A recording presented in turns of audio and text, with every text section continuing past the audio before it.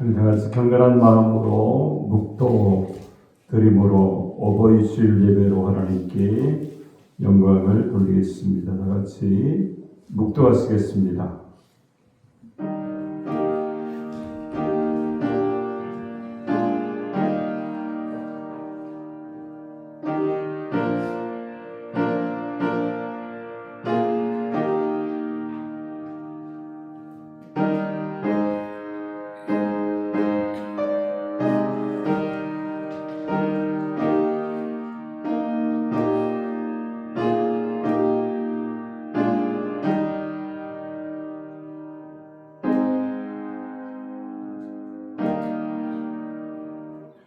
내 아버지와 어머니를 공경하라. 이것은 약속이 있는 첫 계명이니 이로써 내가 잘되고 땅에서 장수하리라. 아멘. 우리 다 같이 일어나셔서 찬송할 23장을 찬양 드리겠습니다.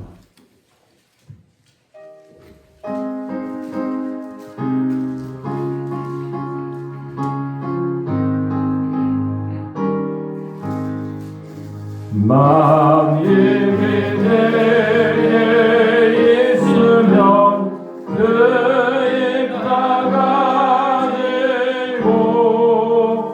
내 구름 드시는 성을 늘 찬송하겠네. 내 은혜로신 하나님 날 도와주시고 그 크신 영광 널리 펴알게 하소서. 내 주의 귀한 이름이 강기로 하시고 예배의 음악 같으니 찬미하기도다. 내 죄의 권세 깨뜨려 드세고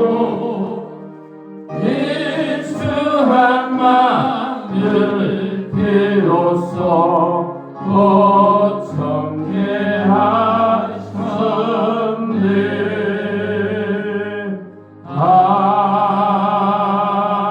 아멘. 교문 98번입니다. 어버이 주일 98번입니다.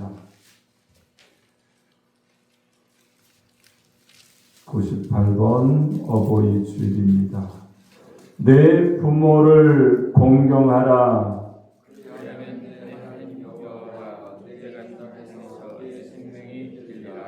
내 아들아 내 아비의 훈계를 들으며 내 어미의 법을 떠나지 말라.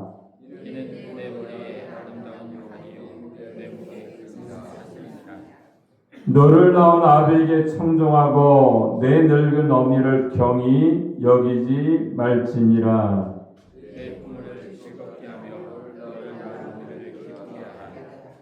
자녀들아 주 안에서 너희 부모에게 순종하라. 이것이 옳으니라.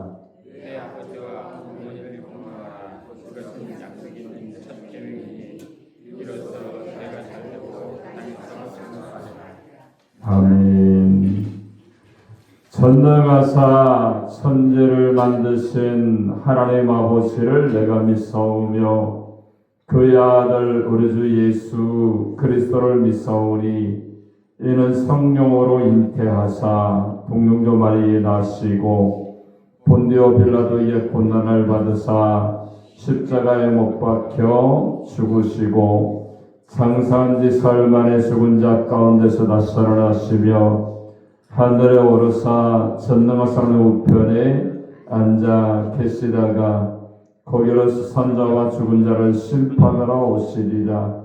성령을 믿사오며 거룩한 공교회와 성도가 서로 드는 것과 죄를 사하여 주시는 것과 몸이 다 사는 것과 영원히 사는 것을 믿사옵나이다.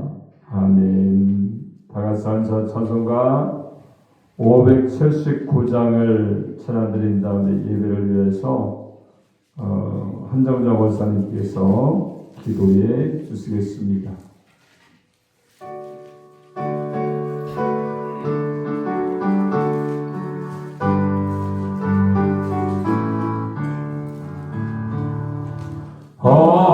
어머니의 넓은 사랑 귀하고도 귀하다.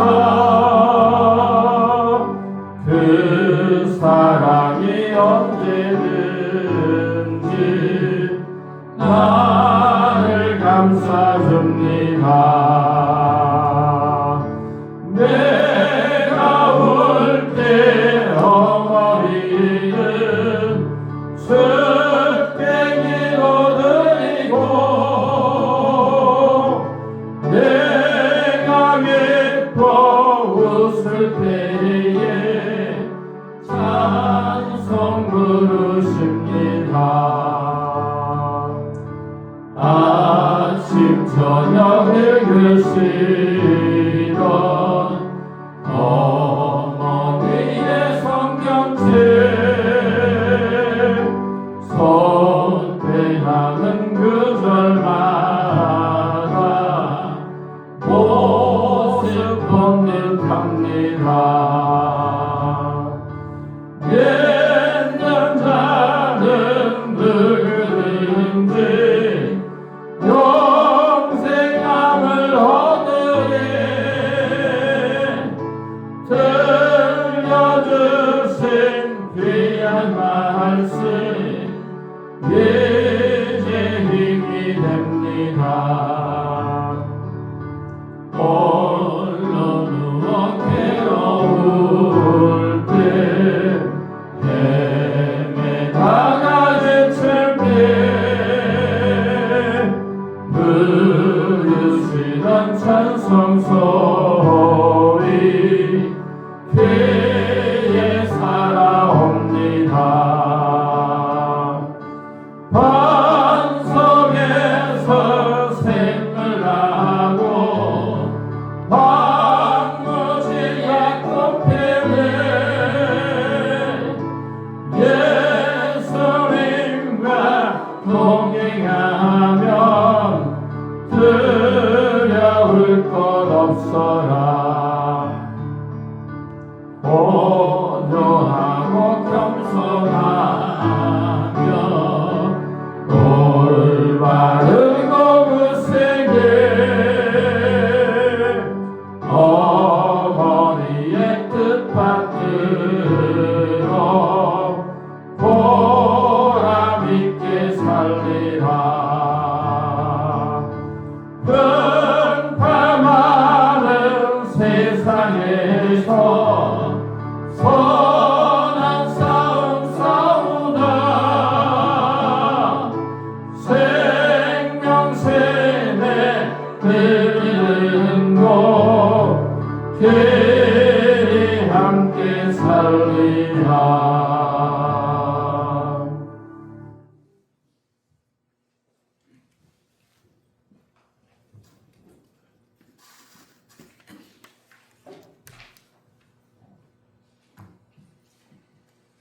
좋으신 하나님 아버지 은혜를 감사드립니다. 싱그러운 5월의 둘째 주를 맞이하여 주님 전에 나와 예배를 드리게 인도하심을 감사드립니다. 지난 날들 저희의 아이도 모르게도 주님 뜻에 따르지 못했음을 고백하오니 모든 허물과 죄를 용서해 주시옵소서. 오늘 이 예배가 형식이 아닌 주님과의 만남의 시간이 되게 하여 주시옵시며 우리 모두 한 마음으로 드려지는 예배를 하나님 기쁘게 받아주시옵고 오직 홀로 영광 받아 주시옵소서. 이 시간 말씀 들고 서신 우리 목사님 영육간에 강건하게 하시고 성령 충만하게 하사 말씀 선포하실 때 그 말씀에 힘입어 심령을 깨우고 삶을 변화시키는 생명의 말씀으로 인도해 주시옵소서. 이전에 속해 있는 각 기관과 또 믿음의 권속, 가정과 직장과 사업 속에도 하나님의 크신 권능의 도움으로 바라고 원하는 모든 일들이 다 잘 이루어지기를 간절히 바라옵나이다.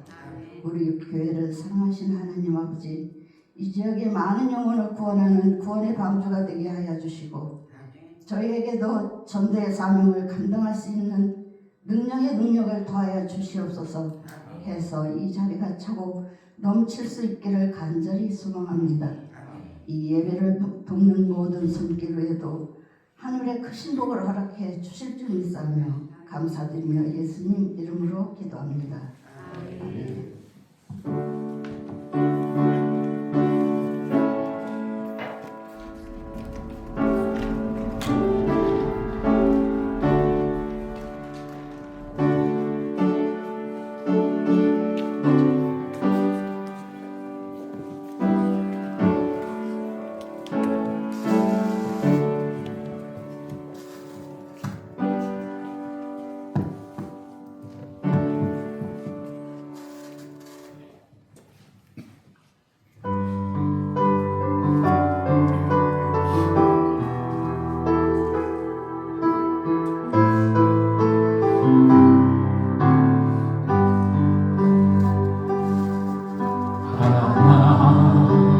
하나님의 눈물과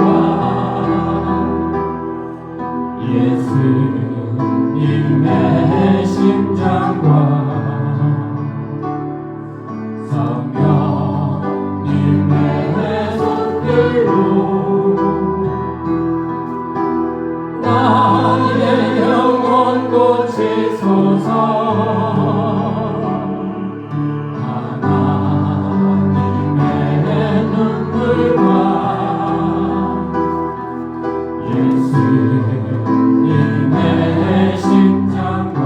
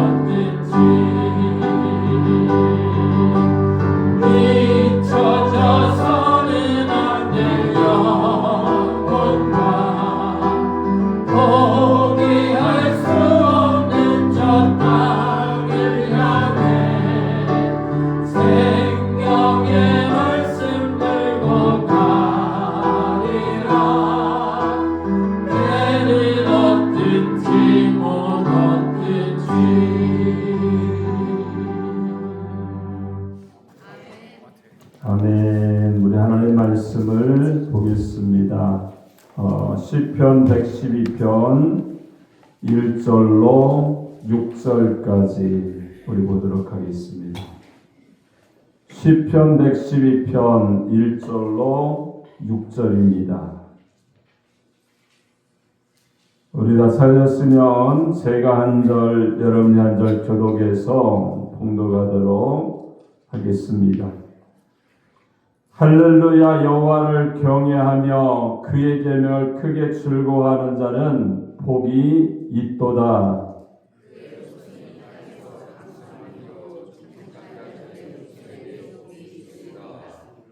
부와 재물이 그의 집에 있으며 그의 공의가 영구히 서 있으리로다.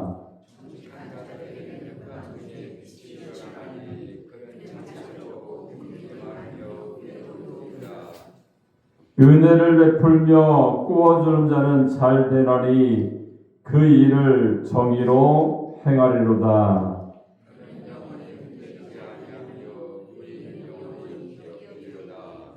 아멘. 오늘 봉독한 시편 112편 1절로 6절의 말씀을 통해서 하나님을 섬기는 자의 행복이라는 제목으로 하나님 말씀을 선포하겠습니다. 우리가 이 말씀을 저와 여러분이 전하고 듣게 될 때에 하나님의 성령이 우리 가운데 임해서 말씀을 통해서 깨닫고 실천하면서 주님의 사명 감당하는 하나님의 사람들이 되시기 바랍니다. 우리 한번 옆 사람과 인사하겠습니다. 하나님은 당신을 사랑하십니다. 인사하겠습니다. 다시 한번 인사할까요? 행복이 넘치는 가정이 됩시다. 하트를 막 쏘시고 오시고요. 여러분 기도해 주셔서 약 10일 동안 청교도 선교 여행을 갔다 왔어요. 근데 영국에서 어렵게 신앙생활하는 그런 사람들이 메이플라워를 타고서 이제 청교도 미국으로 왔을 때에 쉽지 않았겠죠. 보금자리가 있겠습니까? 겨울에 와서 정착을 하고 있는 때인데도 굉장히 춥지 않았을까? 우리가 딱 갔을 때도요, 그 지역을 딱 청교들이 왔은 그 지역을 딱 갔을 때에도 굉장히 춥더라고요. 근데 겨울에 그들이 그 자리에 와서 옷이 제대로 있었겠습니까? 그런 모든 것들을 재현해서 예배도 드리고 이런 모든 것을 하는 것을 볼 때에 너무 추웠겠다. 너무 힘들었겠다. 어쩌면 그냥 영국에서 안주했더라면 어느 정도 이런 어려움을 맛보지 않고도 충분히 신앙생활을 할 수 있었을 텐데 이런 생각을 하면서 신앙의 자유를 찾아서 나왔던 그들의 모습을 보면서 많이 은혜를 받았던 그런 시간이었던 것 같습니다. 뉴욕의 맨하탄에 라파에트 에비뉴라는 그런 교회가 있습니다. 거기는 우리가 잘 알고 있는 한국을 선교했던 언더우드 선교사가 다녔던 그런 교회예요. 정문에 딱 가보니까 깃발이 세워져 있는데 좀 알록달록하더라고요. 그래서 알록달록해서 좀 뭔가 좀 이상하다. 그래서 영어로 이제 해석을 해서 딱 보니까 동성애를 인정하는 교회였고 또 예배보다는 어떤 행사를 통하여서 그 지역에서 이렇게 교회로서 염려를 하는 그런 모습을 가진 그런 교회였어요. 근데 언더우드가 기도하는 그런 장면을 통하여서 굉장히 그 기도의 장면의 그 내용들을 읽어보니까 굉장히 어려운 가운데도 있음에도 불구하고 하나님, 저는 하나님의 길을 걸어가겠습니다. 이렇게 기도하면서 한국에 와서 선교를 해서 이 땅에 복음의 씨앗을 심겨주었던 그런 사람이 그 교회 출신, 에비뉴 교회 출신이었던 그런 언더우드였던 것을 볼 수가 있습니다. 그들도요, 청교도의 정신을 가지고 거기에 처음에는 선교하고 복음적이고 예배를 드리고 또 주님의 교제가 충만한 그런 은혜를 가지고 그들이 살았지만 어떻습니까? 동성애를 인정하게 되어지고요. 어떤 예배보다는 사회 중심의 행사를 통하여서 그렇게 치우쳐져 있는 첫사랑을 잃어버렸던 그런 모습을 가지고 있던 그런 교회로 지금은 이렇게 변모되어 있었습니다. 운이 좋게도 우리는요, 대성전에 들어가서 이렇게 이제 옛날의 모습들을 보는 거죠. 우리가 잘 아는 것처럼 예전에 보면은요, 유리창 글라스에 어떤 색을 입혀서 이제 이렇게 하잖아요, 그죠? 그런 것을 볼 때에 다 뜻이 있는 거예요. 이렇게 십자가를 향해서 예수님을 향해서 가는 그러한 것을 보면 부활을 인정하고 하나님의 은혜를 생각하면서 하늘나라를 바라보며 걸어가는 그런 유리창에 꾸며져 있는 그런 모습들을 볼 수가 있었어요. 근데 지금은 그 대성전은요, 너무 오래됐기 때문에 그리고 외부의 행사가 많이 있었기 때문에 많이 훼손이 되어서 수리를 하고 있고 조그만 그런 소성전에서 예배를 드리는 그런 모습이 있었던 것을 볼 수가 있었어요. 그래서 그들의 그 대성전에서 딱 봤을 때에 그림이 다 그려져 있었는데 거기에 보니까 의자마다 누가 앉았는지 적혀 있는 거예요. 언더우드가 이 자리에서 예배를 드리고 하나님의 은혜를 받았다. 이런 것들이 다 적혀 있었던 것을 볼 수가 있습니다. 우리도 마찬가지인 것 같아요.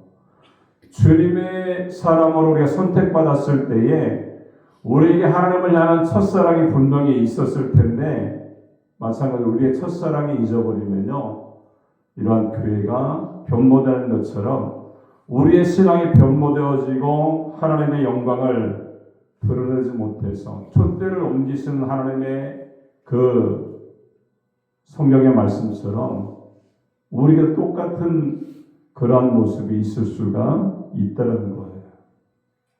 여러분, 첫사랑이 여러분 가운데 있습니까? 하나님을 향한 첫사랑, 예수님을 향한 첫사랑이 여러분 가운데 있어지기를 주님의 이름으로 축원합니다. 지금은 이제 제가 운전도 많이 했어요. 거기 가서 한 4일 정도 운전을 하고요. 그리고 감기기도 있고 지금 우리나라가 11시간 빠릅니다. 미국보다. 그러다 보니까 낮밤이 바뀌다 보니까 정신이 지금 혼미해요. 눈도 별로 알지를 못하고요. 감기도 약간 있습니다. 그래서 여러분에게 이제 거기에서 느꼈던 그 열흘 동안의 그 말씀을 통해서 시리즈로 준비해서 말씀을 드리기 원합니다. 자, 우리는 어제 5월달 가정의 달이지만 오늘은요, 어버이 수요일로 예배를 드리고 있어요.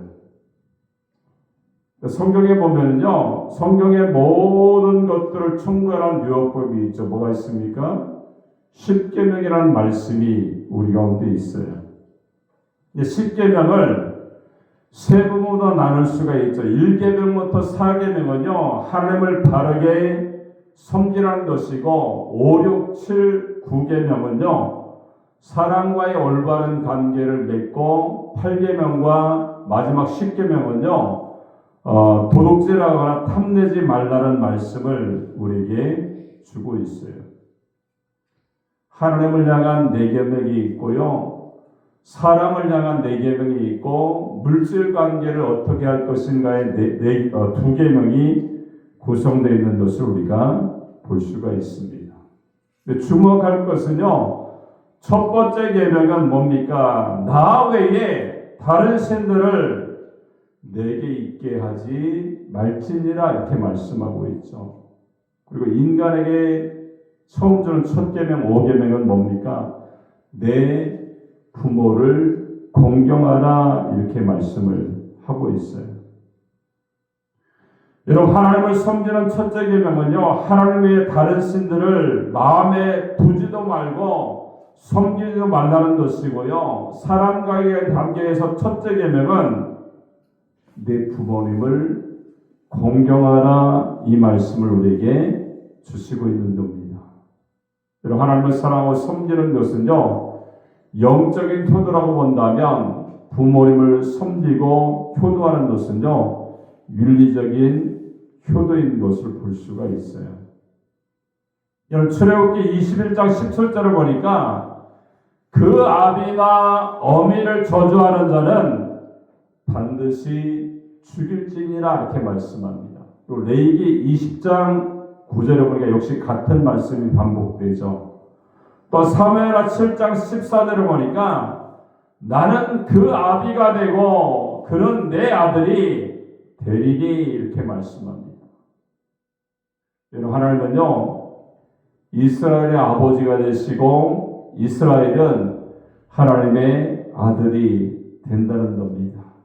그렇기 때문에 주님 안에서요, 영적인 하나님 앞에 효도도 해야 되지만 육신의 부모님 앞에도 효도하는 하나님의 사람이 되시기를 주님의 이름으로 축원합니다. 오늘 우리에게 세 가지로 말씀을 주고 있습니다. 첫 번째는 1절에 보니까 하나님을 경외해야 된다, 이렇게 말씀하죠. 두 번째는 또한 4절에 보니까 정직하게 살아야 된다, 이렇게 말씀합니다. 세 번째는요, 베풀어야 된다, 이 말씀이 9절의 말씀 가운데 있습니다. 그리고 지금부터 이 본문의 말씀 우리가 한 가지 한 가지 살펴보면서 우리가 그 말씀에 순종하기를 원합니다. 먼저 첫 번째는요, 1절에 보니까 하나님을 경외해야 된다, 이렇게 말씀하죠. 1절 말씀 한번 읽도록 하겠습니다. 시작.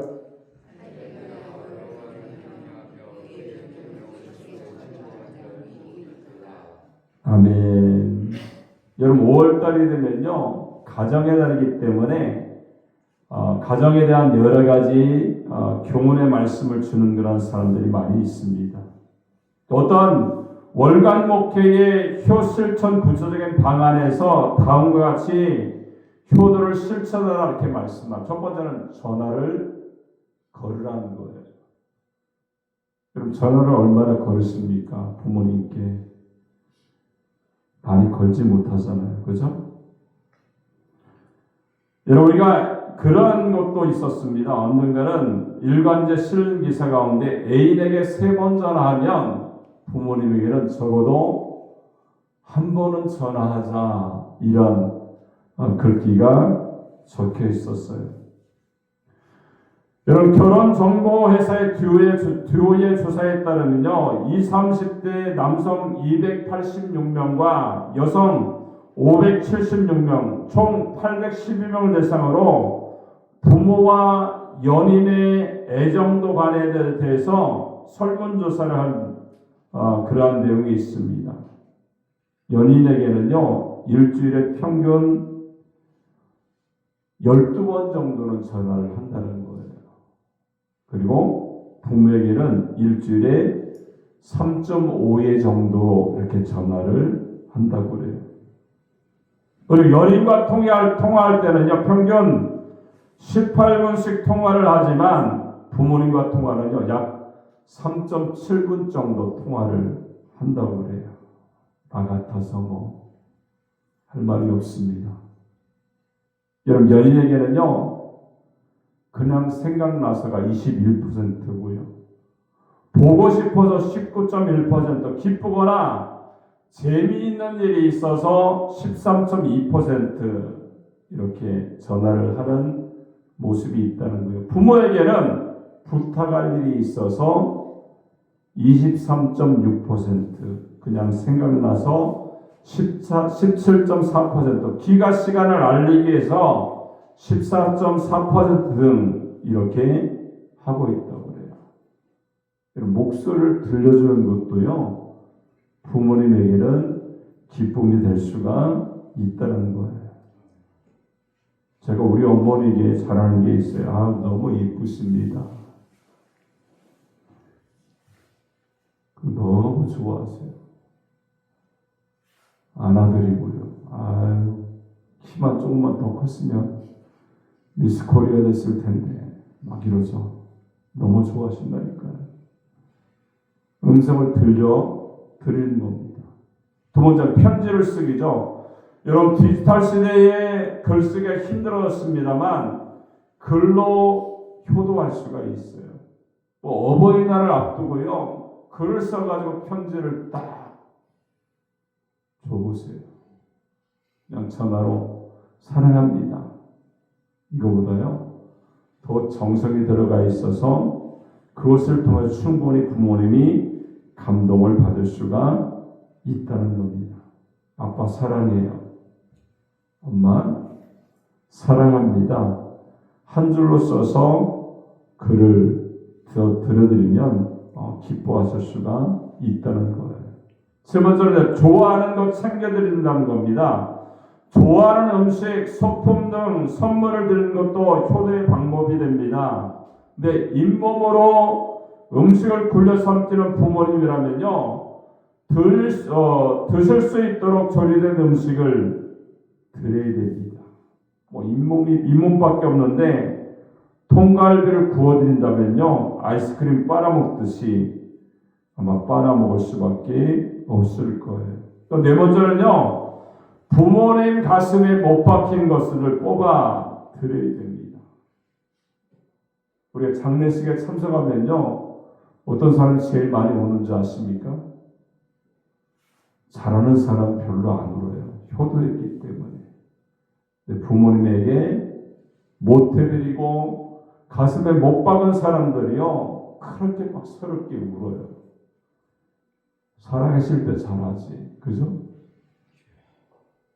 여러분, 여기까지가요, 일반적인 사람이 제시한 효도의 방법입니다. 거기에다가 제가 더 말씀을 덧붙이면요, 첫 번째는 부모님을 부모님으로 인정하는 겁니다.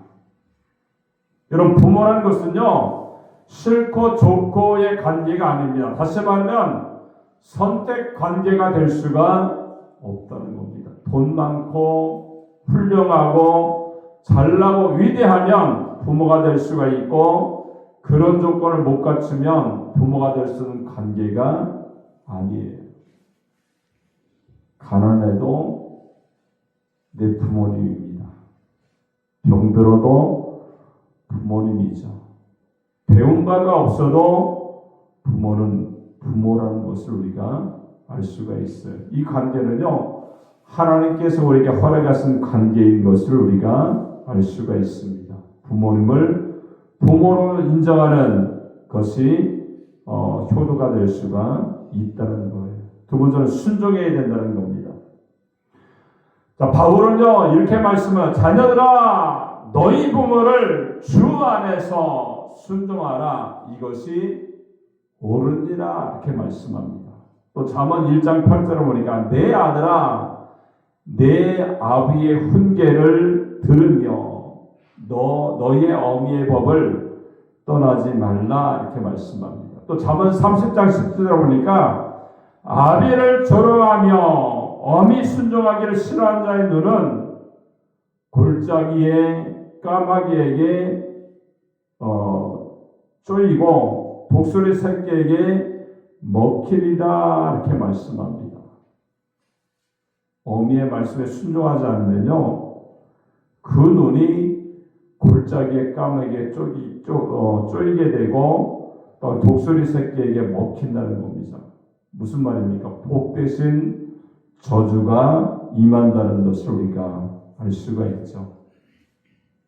여러분, 예수님은요, 십자가에 달려 돌아가시는 그 십자가 위에서 그 자리에서도 어머니를 유한하게 부탁하는 효행을 보이셨어요. 뭡니까? 어머니를 어머니로 인정했기 때문에 그렇게 하셨던 것을 볼 수가 있습니다. 여러분, 나를 직접 낳으신 부모님도 인정해야 합니다만 모든 어른도 부모님으로, 어른으로 인정할 수 있어야 된다는 거죠. 세 번째는요, 편하게 해드려야 된다는 거죠. 여러분, 편한 것보다 더 좋은 것이 없죠. 예를 들어 언젠가 밍크코트 한 벌에 1억 2천만 원짜리가 전시된 적이 있었어요. 양복 한 벌에 1천만 원짜리 하는 것도 있다고 합니다. 1억이든 1천만 원이든 중요한 것은요, 그 옷이 내게 맞아야 기분이 좋은 거예요. 작거나 크면요, 입을 수가 없다는 겁니다. 여러분, 마찬가지입니다. 제 아무리 부모님께 잘해드려도 편치 않으면 효도가 아니라는 것을 우리가 알 수가 있죠.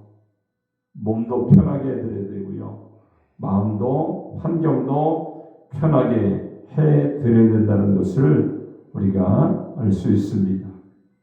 자, 네 번째는 신앙의 길을 함께 걸어가야 된다는 거예요. 여러분, 어떠한 교회는요, 목사가 몇 대째를 이어가면서 목사가 되어서 그 일을 감당하는 그런 일들이 있죠. 우리도 3대째 이제 되는 거예요. 이번에 여행 갔던 인도하셨던 목사님 가운데 이제 유씨 똑같아요.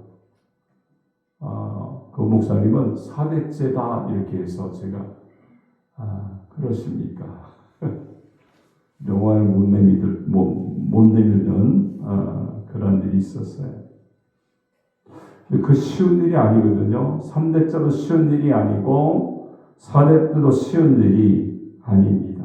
근데 그런 것들 가운데도 아들이 목사가 되어서 그 일을 감당하는 것은요, 쉬운 일이 아니라는 거예요. 그래서 부목사님들을 이제 큰 교회에서 모실 때에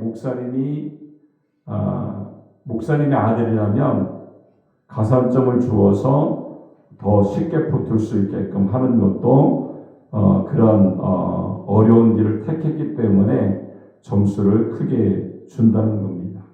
여러분, 마찬가지로 우리가 주님 안에서요, 신앙의 길을 함께 걸을 수 있다는 것이 얼마나 큰 축복인 것을 우리가 잘 알 수가 있는 겁니다. 근데 오늘 본문에 보니까 행복한 삶, 행복한 가정이 어떠한 것인가를 밝혀주고 있죠. 첫 번째는 1절에 보니까 하나님을 경외해야 된다는 거죠. 자, 하나님을 경외한다는 것은 뭡니까? 하나님을 높이고 섬기고 말씀에 순종하고 그 말씀에 우리가 즐거워하는 자가 되어야 된다는 것을 우리에게 말씀하고 있는 거예요. 근데 중요한 것은 어떠한 복을 받느냐라고 말씀하고 있죠. 3절에 보니까 그 말씀이 있어요. 한번 3절 말씀 한번 읽겠습니다. 시작.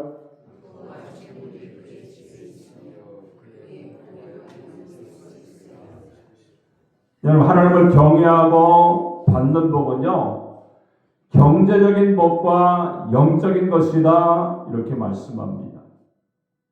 이런 부요와 재물은 물질적인 복이고 의는 영적인 은혜고 축복입니다. 그러니까 하나님을 사랑하고 경외하면요, 영육간의 복을 받아서 영혼도 잘 되고 육신도 잘 되는 그런 하나님의 사람이 된다는 거예요.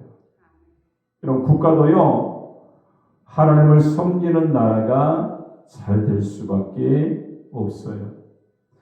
여러분, 미국의 경우 대통령도요, 하나님을 섬긴 사람들이 잘 됐습니다. 이스라엘 역대 왕들도 하나님을 경외한 왕들이 성공했고요, 고역한 왕들은 다 망했다는 거예요. 여러분, 미국의 경우입니다만 기업도 하나님을 섬기는 사람들은요, 3대, 4대 이겨갔지만 하나님을 섬기지 않는 그런 기업은 당대로 끝났다는 것을 우리가 알 수가 있습니다. 여러분, 솔로몬은요, 여호와를 경외하는 것이 지식의 근본이다 이렇게 말씀합니다. 여러분, 지식도 하나님을 위한 지식, 하나님을 위한 학문, 하나님을 위한 인기는요, 장수했지만 자기를 위한 것은요, 물거품처럼 사라졌다는 것을 우리가 알 수가 있습니다. 우리가 세계 지도를 딱 펴놓고 보면요, 석유가 제 아무리 많이 쏟아져도 하나님을 섬기지 않는 후진국이고 못 사는 나라가 될 수밖에 없다는 겁니다. 나라가 제 아무리 커도요, 하나님을 섬기지 않으면 후진국의 모습을 가지고 있는 겁니다. 우리 개인도 예외가 아니죠.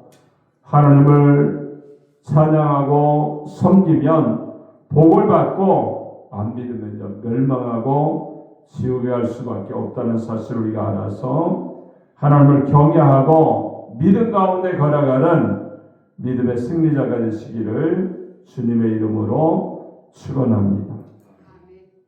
두 번째는요, 사절에 보니까 정직해야 된다 이렇게 말씀하죠. 4절 말씀 한번 읽도록 하겠습니다. 시작.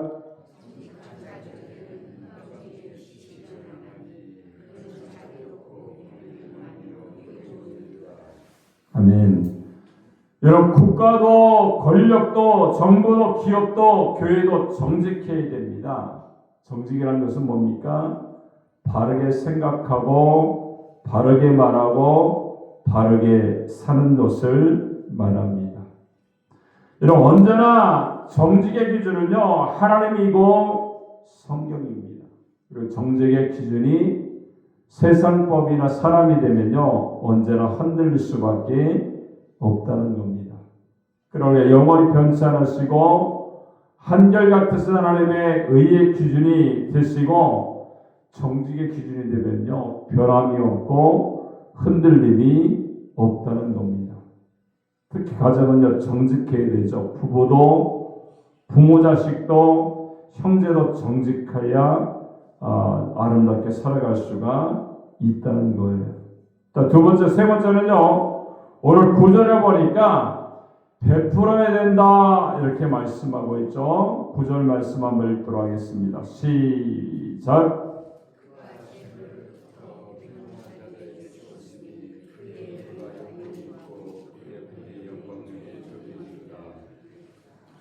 여러분, 세 종류의 부자가 있죠. 하나는 번 돈으로 자기만을 위해 쓰는 부자가 있습니다. 자기만을 위해 살 뿐 남이나 사회를 위해서 쓰지 않는 사람이 그러한 종류죠. 자기를 위해서는요, 모든 것을 다 하지만 이웃이나 사회를 위해서는 아무것도 하지 않는 그러한 부자죠. 이런 사람을 뭐라고 말합니까? 졸부다 이렇게 부르죠. 자, 두 번째는 자기도 안 쓰고 남도 안 쓰게 되죠. 굳은 새처럼 오직 벌고 모은 일에 삶을 투자합니다. 제대로 먹지도 않고 입지도 않죠. 여러분, 21세기를 살면서 재래식 화장을 고집하며 살게 되죠. 그런데 자세히 지켜보면 자식들이 나중에 그 벌어놓았던 돈 때문에 싸우거나 탕진해버리는 경우가 많이 있다는 거예요. 세 번째는요, 피땀 흘려 번 돈, 돈을 사회를 위해서, 하나님의 영광을 위해서 바치고 쓰는 사람이죠. 미녀 배웠던 엘리자베스 테일러는요, 미국 정보 통신에 의하면 심장이 약해지면서 죽음을 준비하고 있을 때에 죽은 뒤에는 자신의 유해를 스위스의 남편에 있는 그런 리처드 버튼의 묘 곁에 묻어달라고 얘기했고, 유산은 자녀들에게 남기지 않고 대부분 에이즈 기금으로 연구 기금으로 쓰기로 했다는 겁니다. 재산이 얼마 있는지 알려지지 않았지만 살해야 하느라고 가겠다는 그의 뜻이 아름다운 모습인 것을 우리가 알 수가 있습니다. 아까 말씀드렸던 에비뉴 교회도요, 형제가 같이 다녔어요.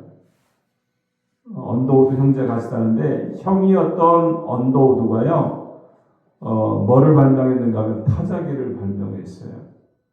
발명하다 보니까 어떻습니까?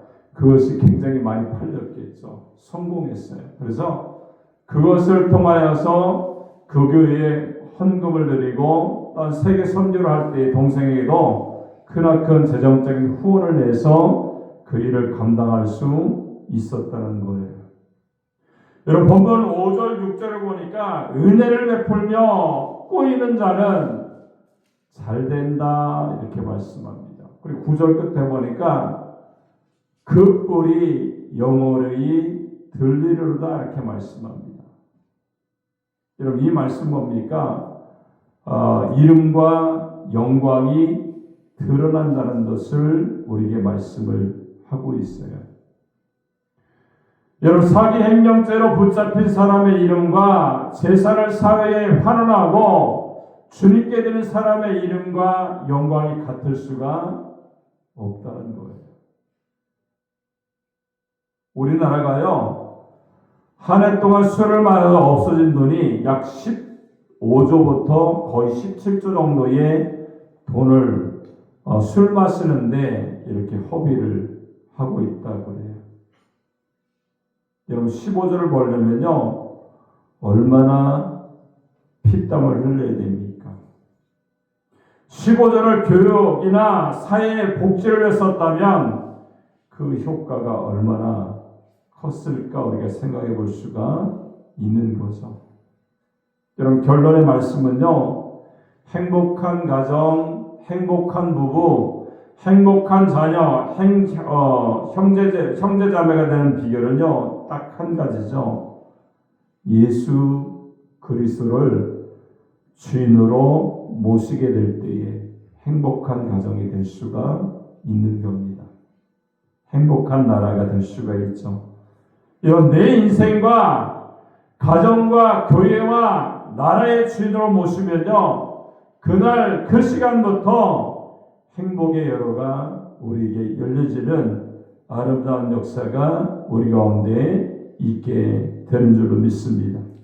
오늘 이 본문에 보면은요 우리가 행복이 넘치는 그런 은혜가 있기 위해서는요 첫 번째는 하나님을 경외해야 됩니다. 정직해야 되고요. 베풀며 살아갈 때에 행복이 넘치는 가정, 또한 부모님에게 효도할 수 있는 그런 하나님의 사람, 또한 가정이 잘 되어지고 또한 나라가 또한 사회가 잘 되어지는 아름다운 역사가 있어지기 위해서 우리가 부모님에게 효도하고 하나님을 경외하고 정직하고 베풀며 살 수 있는 하나님의 사람들이 되시기 바랍니다. 기도하겠습니다. 살아계신 하나님 아버지 은혜를 감사합니다. 하나님을 섬기는 자의 행복이 무엇인지 말씀을 통하여 나누었습니다. 오늘 어버이날을 맞이하여서 주일을 맞이해서 하나님을 경외하며 나아가는 신앙의 모습이 우리 가운데 있어지게 하시고 정직하게 행하며 또 베풀며 살아감으로 말미암아 이 땅 가운데 행복이 넘치는 가정들이 되게 하시고 나라가 되게 하시고 주님의 능력으로 하나님의 영광을 드러낼 수 있는 아름다운 역사가 나타날 수 있도록 하나님 축복하여 주옵소서. 주님이 함께 하시고 인도하심을 감사드리며 예수님의 이름으로 축복하고 기도합니다. 아멘.